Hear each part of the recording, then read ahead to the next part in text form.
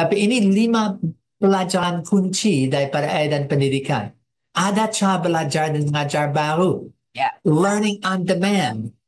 Just-in-time learning, and paling penting, conversation learning. Bandingkan dengan inventory-based learning. Kalau saya sudah punya buku belajar, berarti saya hanya bisa belajar apa yang dalamnya, di luarnya. Kalau sekarang ada sesuatu baru, bagaimana? And so itu sangat menolong untuk punya bahan articles, bahan buku, bahan pelajaran dan yang melengkapinya, tapi sangat beda daripada saya mau tahu AI dan pendidikan dampaknya. Dan kalau ada waktu daripada AI dan pendidikan, mahasiswa langsung ditanya, apa pertanyaanmu yang paling dahsyat, paling mau tahu? Sekarang dengan AI, mereka bisa saat itu punya bahan dan cara untuk belajar tentang pertanyaannya, topiknya, just in time, saat itu, learning on demand sesuai dengan kebutuhan dalam style yang conversational. Sama dengan kalau saya mau belajar dari Bu Yulia yang dosen yang hebat tentang saya mau perjanjian baru survei. Wah, dia akan sampaikan. Tapi saya dengan dia and AI, kami bisa lakukan hal yang dia tidak akan bisa langsung dari bukunya, kecuali seluruh pustaka diambil, dan itu pun bukan on demand, just in time. Itu inventory based. So ada cara belajar mengajar baru. Ini sedikit untuk dalam konteks pembelajaran on demand berarti konten dan materi yang bukan inventaris atau sudah ada. Tetapi itu dibuat sesuai saat situasinya. Tersedia sepanjang waktu, kapanpun dibutuhkan. Konsep ini hanya nangkap ini dan aplikasi kepada pelayanan, kepada akademi dan belajar itu sudah luar biasa. So learning on demand itu seperti cara untuk just-in-time learning, pelajaran dan bahan yang terjadi khusus custom pada saat kebutuhannya. Ya. And ini ya keunggulan dari AI adalah ini custom. Betul. Base, ya. Yep, and conversation, bentuk pembelajaran yang berlangsung melalui percakapan dan interaksi yang bermakna antara individu atau saya dengan AI menekankan pentingan dialog, pertukaran ide dan keterlibatan aktif dalam proses belajar daripada brainstorming sampai research sampai apakah bisa mentutor saya tentang topik ini. Jadi harusnya malah membuat kita tuh aktif berpikir ya, Pak. Sangat banyak bisa. orang berpikir, ini saya pikir mitos ya, bahwa AI itu akan membuat kita lazy, membuat kita tuh malas belajar. Kalau digunakan dengan cara yang benar, dengan sikap yang benar, AI itu justru membuat kita aktif berpikir karena bisa dialog dan terus-menerus mendorong kita untuk memikirkan apa yang ingin ditanyakan dan apa yang dibutuhkan dan apa yang ingin dipelajari. Berarti conversation learning, para peserta terlibat dalam percakapan satu sama lain untuk berbagi perspektif, untuk menanyakan pertanyaan, mendiskusi ide, dan secara kolektif membangun pengetahuan. Ada diagram kecil tentang ada inner dialogue, tapi sekarang bisa ada AI dialogue. Dan itu sesuatu yang hampir ngeri untuk orang yang belum pengalaman, tetapi saat mulai sadar, saya bisa dialog dan belajar bersama AI, saya sedang kembali kepada, saya akan bilang, abad-abad yang lalu. Alkitab, dulu orang tidak belajar daripada bukunya, tapi ada rabbi.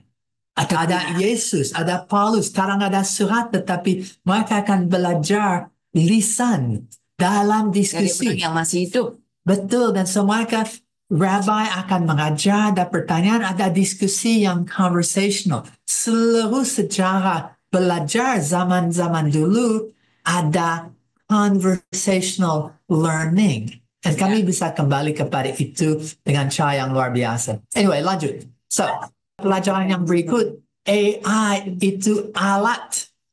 Dan berdasar alat itu saya yang mau menjangkau dunia, yang saya mau dari sekolah minggu sampai khotbah.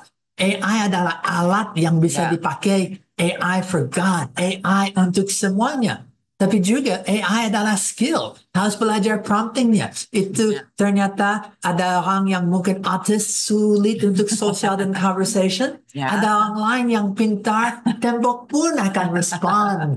Batu akan teriak-teriak. And wah, pintar conversational. Itu skill. Itu namanya extrovert, Pak. Ya, tapi lebih dari extrovert. Ada extrovert yang just kemana-mana tapi tak pintar omong. Tapi ada orang yang mungkin introvert yang ternyata pintar mikir dan pintar omong dan hanya sosialisasi. Tapi yang penting itu skill. Ada prompts, ada training, ada AI quotient. Ya, Berapa pintarnya. Dan lebih lagi harus AI. cerdas, Pak. Oh ya, cerdas. Ya, tak hanya mesin yang cerdas. Oh, orang yang pakai harus lebih cerdas. Betul. Ya. Human intelligence didampingi machine intelligence dalam konteks God's intelligence. Ya. Itu kombinasi yang hebat.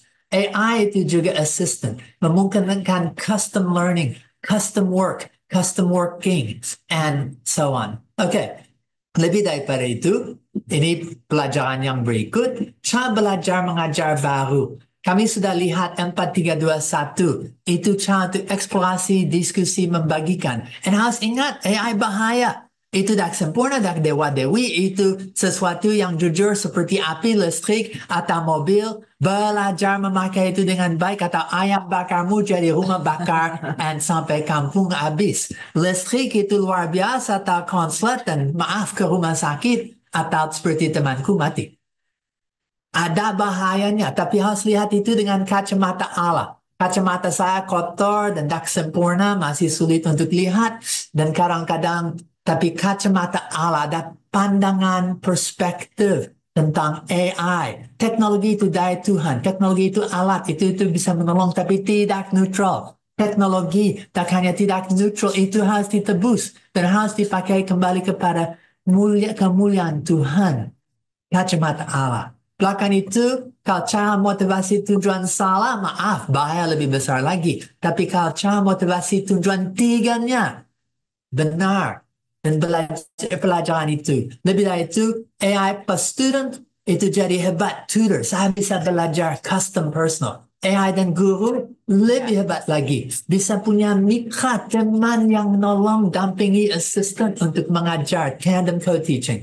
Dan lebih daripada itu, khusus untuk guru, dan ada guru yang tanya saya berdasar AI dan pendidikan, dalam 5 tahun, apakah akan kebutuhan saya? Dan saya bilang, tidak. Kalau hanya Anda untuk menyampaikan informasi, mereka bisa YouTube, mereka bisa berapa banyak bahan sekarang, lebih lagi masa depan. Dia takut kalau posisinya digantikan oleh AI. Dan itu akan gantikan posisi kalau hanya untuk ini buku, Anda malas baca, saya baca kepada Anda. Tapi kalau itu untuk relasi, interaksi, untuk mengintegrasikan bahan. Apa relevansi ini kepada situasi Anda? Untuk kerjasama, untuk dinamika critical thinking logis.